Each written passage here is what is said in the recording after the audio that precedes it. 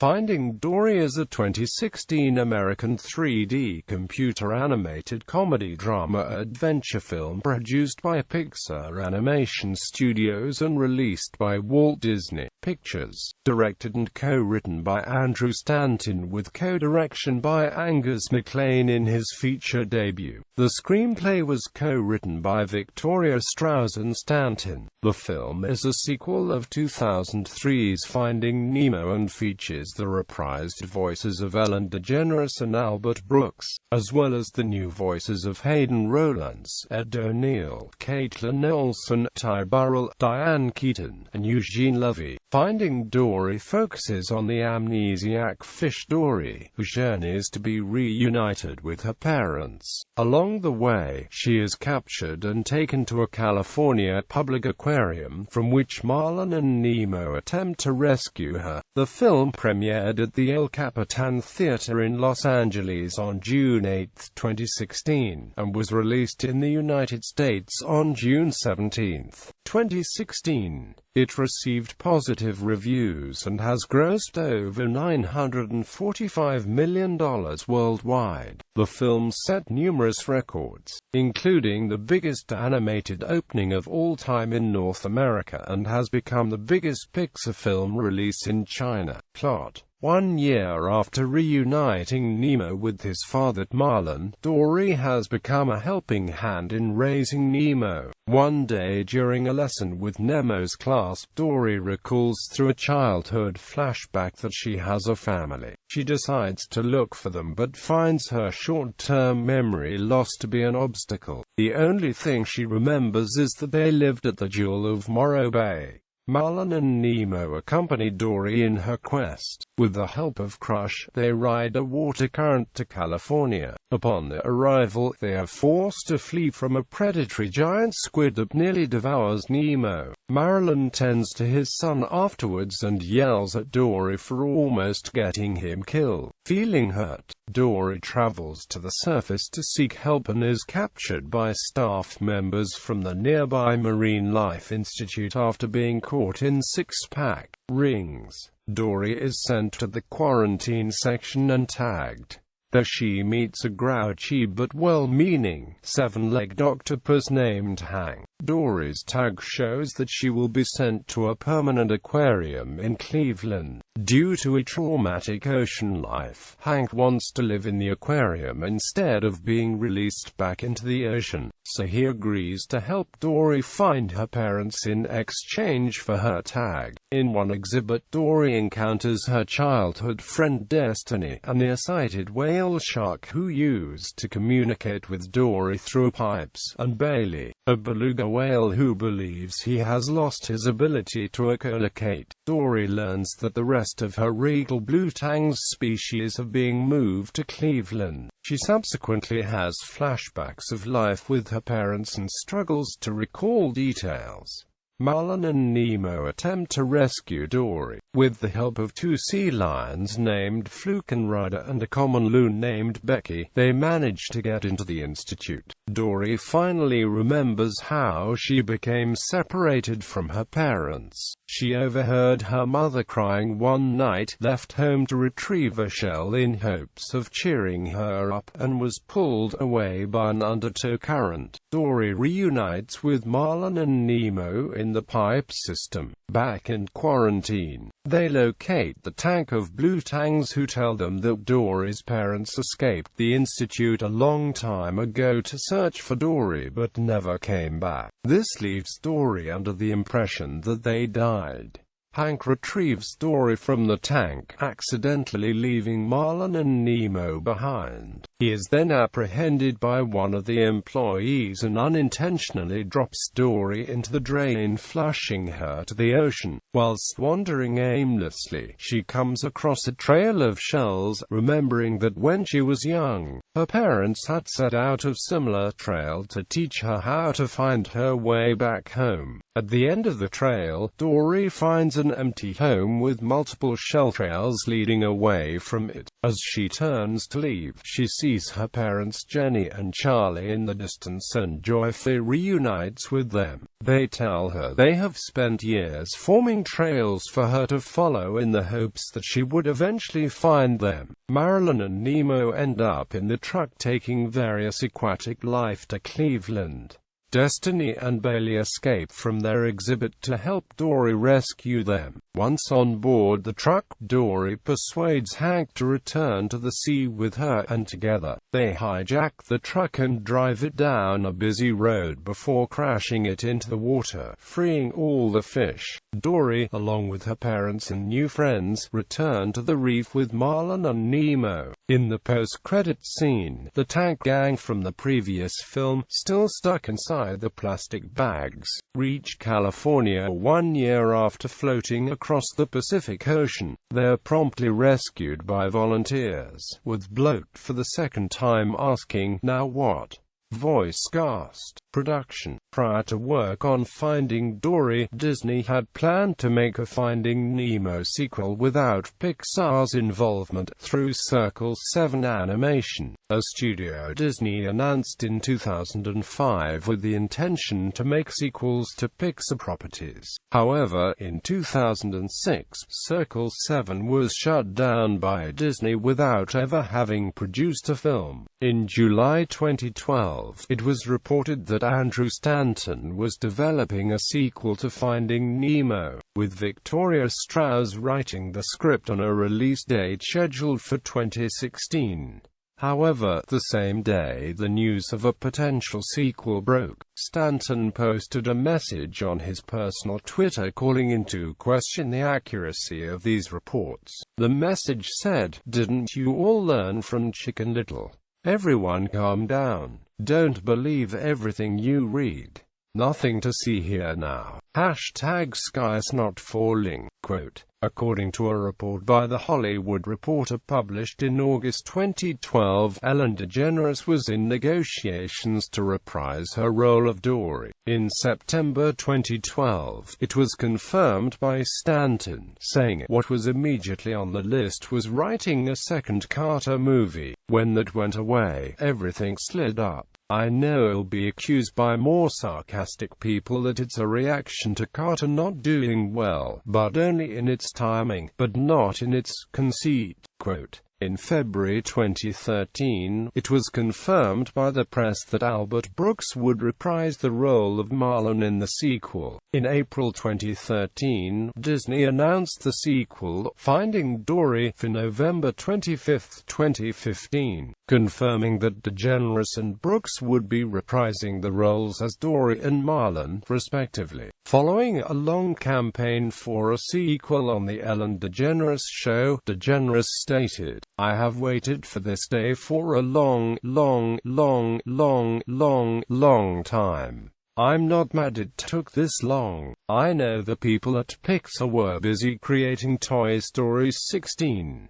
But the time they took was worth it. The script is fantastic, and it has everything I loved about the first one. It's got a lot of heart, it's really funny, and the best part is, it's got a lot more Dory." In a July 2013 interview with Los Angeles Times, Stanton spoke of the sequel's origin. "There was polite inquiry from Disney. I was always, no sequels, no sequels. But I had to get on board from a VP standpoint, a part of the necessity of our staying afloat, but we don't want to have to go there for those reasons. We want to go there creatively, so we said, can you give us the timeline about when we release them? Because we'd like to release something we actually want to make, and we might not come up with it the year you want it." Single quote.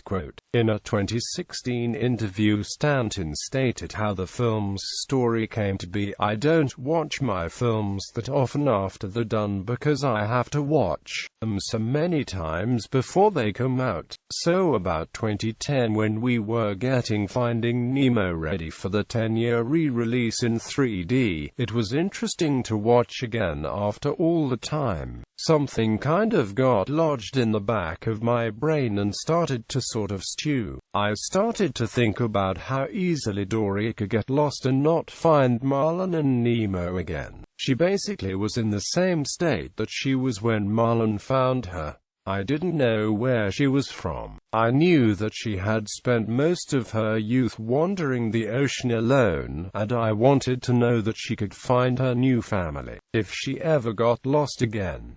It's almost like the parental side of me was worried. Stanton additionally stated, I knew if I ever said Finding Dory or mentioned a sequel to Finding Nemo out loud, I'd be done. Here would be no way I'd be able to put that horse back in the barn. So I kept it very quiet until I knew I had a story that I thought would hold, and that was in early 2012. So I pitched it to John Lasseter and he was all into it. Then I got a writer, and once we had a treatment that we kind of liked, I felt comfortable calling Ellen. Stanton selected Victoria Strouse to write the screenplay. She later said, it was always collaborative with Andrew, but really the screenwriting was me. Of course, Andrew would do passes, and he and I would brainstorm a lot together and then we would bring it to the group of story artists. People would weigh in and share ideas. Quote, she pointed to Dory's forgetfulness as a challenge when writing the script, adding, you don't realize until you sit down to write a character who can't remember things how integral memory is to absolutely everything we do. And that's what creates a narrative that people can follow. When a main character can't self-reflect and can't tell a story, that character is very difficult to design because she can't really lead. To get her to be able to lead and to get an audience to be able to trust her was the hardest thing to do. The film's ending was revised after Pixar executives viewed Blackfish, a 2013 documentary film which focuses on the dangers of keeping orca whales in captivity. Initially, some of the characters were to end up in a SeaWorld-like marine park, but the revision gave them an option to leave. On September 18, 2013, it was announced that the film would be pushed back to a June 17, 2016 release. Pixar's The Good Dinosaur was moved to the November 25, 2015 slot to allow more time for production of the film. In June 2014, it was revealed through Stanton's Twitter feed that the film would be co-directed by Angus MacLane. In August 2015, at Disney's D23 Expo, it was announced that Hayden Rolence would voice Nemo, replacing Alexander Gould from the first film, whose voice has deepened since reaching adulthood. In addition to Rolence, Ed O'Neill was revealed to be the voice of Hank.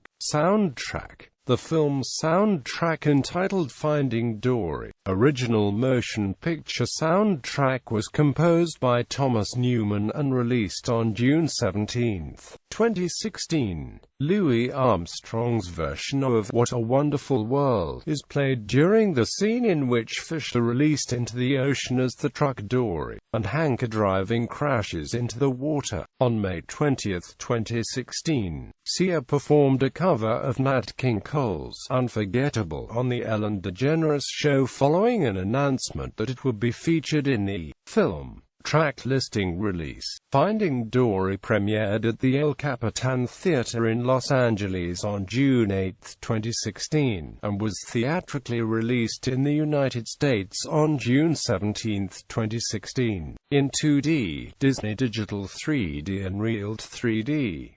It was also released to select IMAX 3D theaters. In April 2016, it was announced that a new Pixar short, Piper, directed by Alan Barillaro and with music by Adrian Belew, would be shown in front of the film.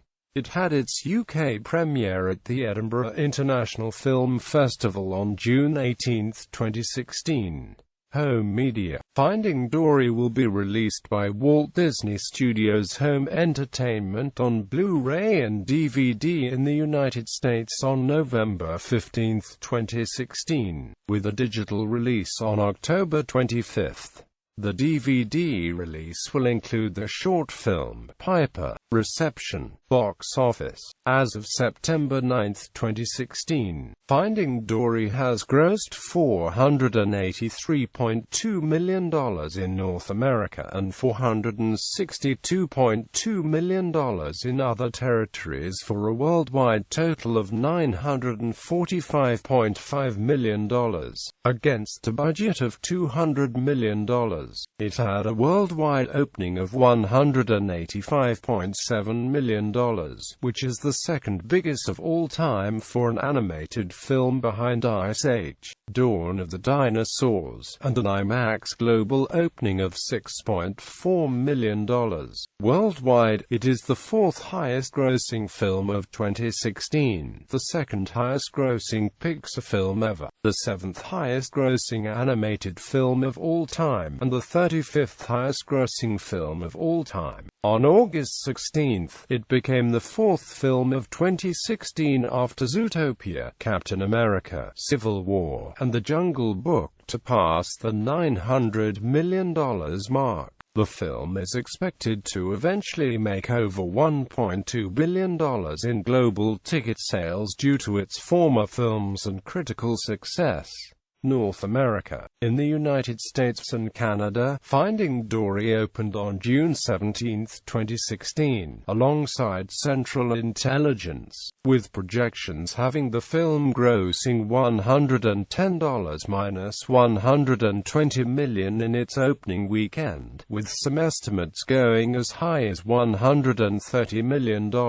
It received the widest release for a Pixar film, of which 3,200 venues were in 3D, along with 425 premium large-format locales, approximately 100 IMAX theaters and a handful of Dolby Cinema sites. It was Fandango's top pre-selling animated film of all time, outselling the previous record holder, Minions. The film grossed $9.2 million from Thursday night previews, a record for both Pixar and any animated film, and $54.7 million on its opening day, marking both the biggest opening day and single day for an animated film. This also marks the first time that an animated film has grossed over $50 million in a single day. It went on to gross $135.1 million in its opening weekend, finishing first at the box office and setting the record for the highest opening weekend for both Pixar and any animated film, and became the third biggest adjusted for inflation. It is also the second highest opening for Walt Disney Studios Motion Pictures behind Pirates of the Caribbean, Dead Man's Chest, and is the studio's seventh biggest debut overall. It also became the fifth animated film and the fifth film of 2016 to open above $100 million.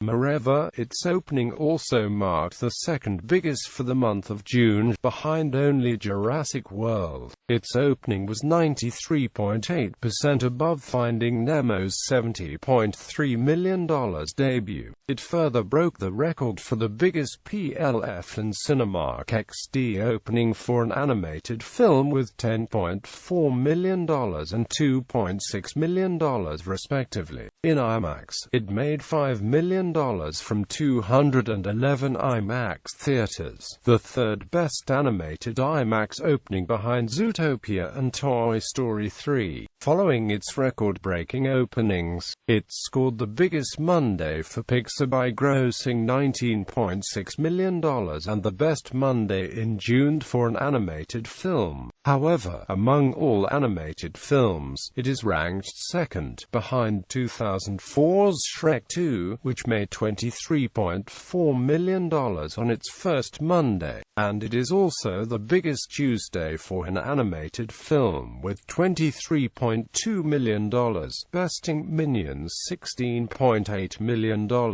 It jumped 18.5% over its Monday gross, a rare achievement for a film. It crossed the $200 million mark in its first 7 days, becoming the first animated film to pass the said milestone in just a week. It fell only 46% in its second weekend, earning $73 million to record the biggest second weekend for an animated film, the biggest for Disney in 2016, and the 8th biggest second weekend gross of all time overall. This was despite facing stiff competition from newcomer Independence Day. Resurgence. It crossed $300 million in 12 days, a new record for an animated film, surpassing the previous record held by Shrek 2 and Toy Story 3, and became the second animated film of 2016, the fourth Disney film of 2016, and the sixth overall film of the year to cross the milestone. It continued to dominate the box office for the third straight weekend, despite competitions from 3 new wide releases: The Legend of Tarzan, The Purge, Election Year, and a BFG, after witnessing a 42% decline to $41.8 million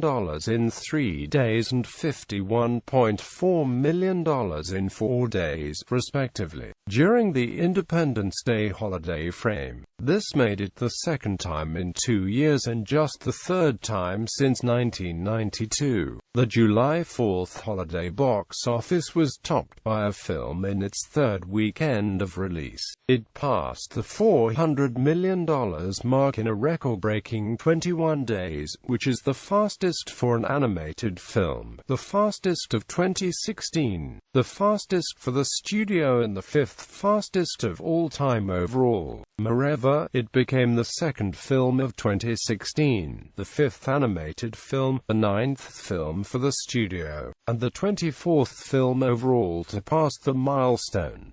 On the following day, it surpassed Civil War to become the biggest film of the year. It dropped out of the top 10 in its 8th week, although the film was finally overtaken by The Secret Life of Pets in its 4th weekend. It nevertheless passed The Lion King to become the highest-grossing Disney animated film of all time in the same weekend, surpassing the latter, which held the record for 15 non-consecutive years. In just 30 days, it overtook Shrek 2 to become the highest-grossing animated film of all time, breaking the latter's 12-year-old record. 4 days later, on July 20th, it became the first-ever animated film in cinematic history to cross the $450 million mark. As with its prequel Finding Nemo, the studio expanded the theater counts for the film during the Labor Day weekend from 345 theaters to 2,075 theaters, an addition of 1,730 theaters.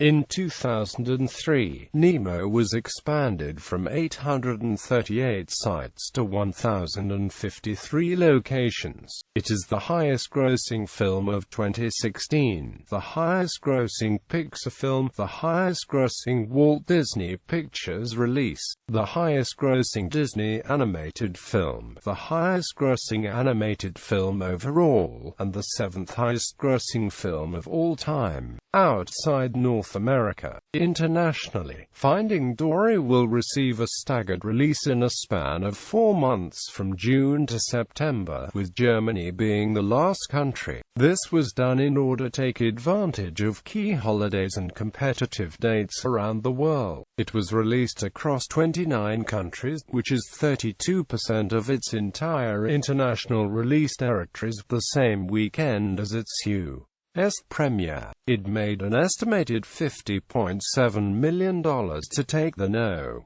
1 spot at the international box office.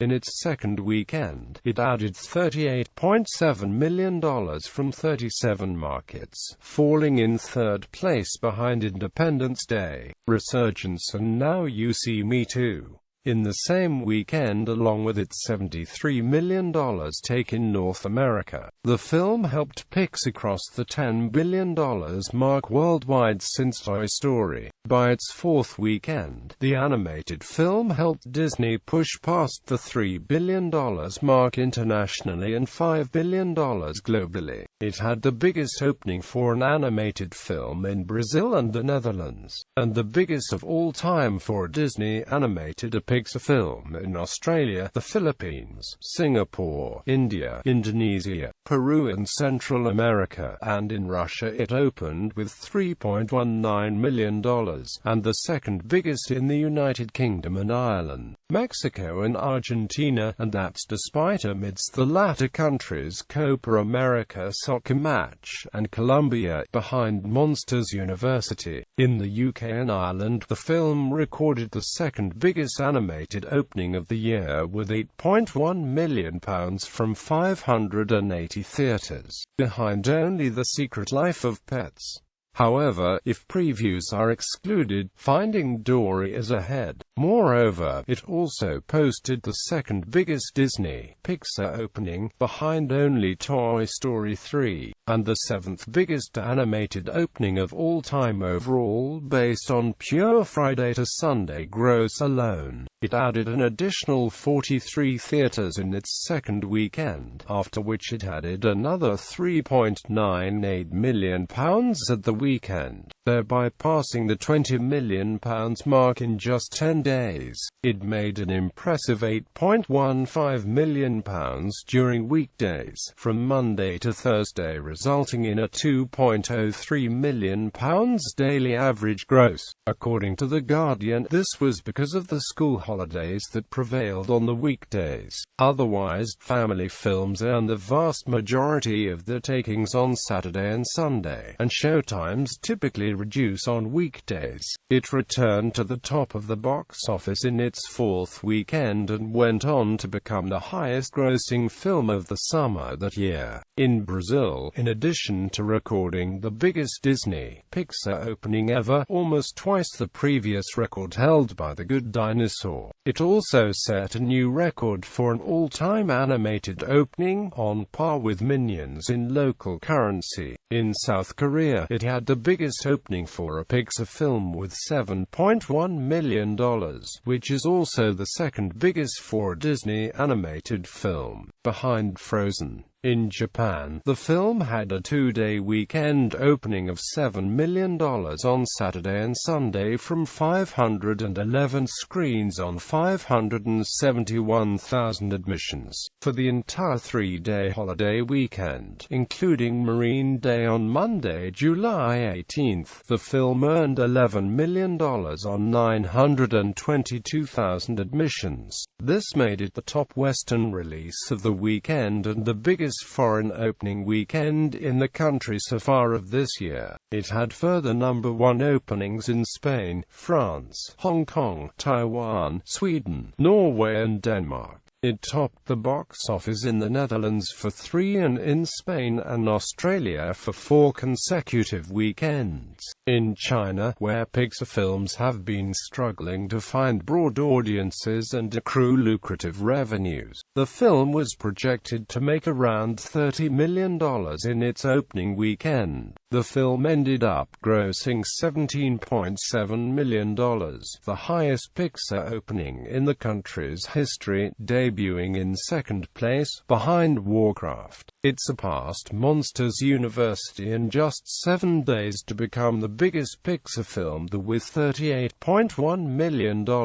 It is now the highest-grossing Disney animated Pixar film in Australia, Bolivia, Brazil, Central America, Colombia, India, Indonesia, New Zealand, Peru, the Philippines, and Trinidad. It also became the second highest-grossing Pixar release of all time in South Korea, behind Inside Out. Elsewhere, the biggest markets in terms of total earnings are Japan, followed by the UK and China. Finding Dory will next open in Italy and Germany in September. Critical response: Finding Dory received positive reviews from critics. On review aggregator website Rotten Tomatoes, the film has an approval rating of 94% based on 245 reviews and an average rating of 7.7/10. The site's critical consensus reads, "Funny, poignant, and thought-provoking. Finding Dory delivers a beautifully animated adventure that adds another entertaining chapter to its predecessor's classic story." On Metacritic, the film has a score of 77 out of 100 based on 48 reviews, indicating generally favorable reviews. Audiences polled by CinemaScore gave the film an average grade of A on an A+ to F scale. Mike Ryan of Uproxx gave the film a positive review, saying, "I never thought I wanted a sequel to Finding Nemo, but here we are and I'm pretty happy it exists. And, for me, it was a more emotional experience than the first film. Finding Dory got me. It made me cry." A.O. Scott of the New York Times said that while the film lacks dazzling originality, he overall wrote, "It more than makes up for in warmth, charm and good humor." Quote, in his review for Variety, Owen Gleiberman wrote, "It's a film that spills over with laughs and tears, supporting characters who are meant to slay us with their irascible sharp tongues, and dizzyingly extended flights of physical comedy." The Wall Street Journal's Joe Morgenstern said, "Finding Dory can be touching, sweet and tender, but it's compulsively, preposterously and steadfastly funny." Peter Travers of Rolling Stone gave the film 3.5 out of 4 stars and said that the film brims with humor, art and animation miracles, despite lacking the fresh surprise of its predecessor. Accolade sequel. In June 2016, director Andrew Stanton talked about the possibility of a sequel, saying that he would never exclude it because of the introduction of new characters, citing the Toy Story films as exemplifying factors in how to expand a world through sequels.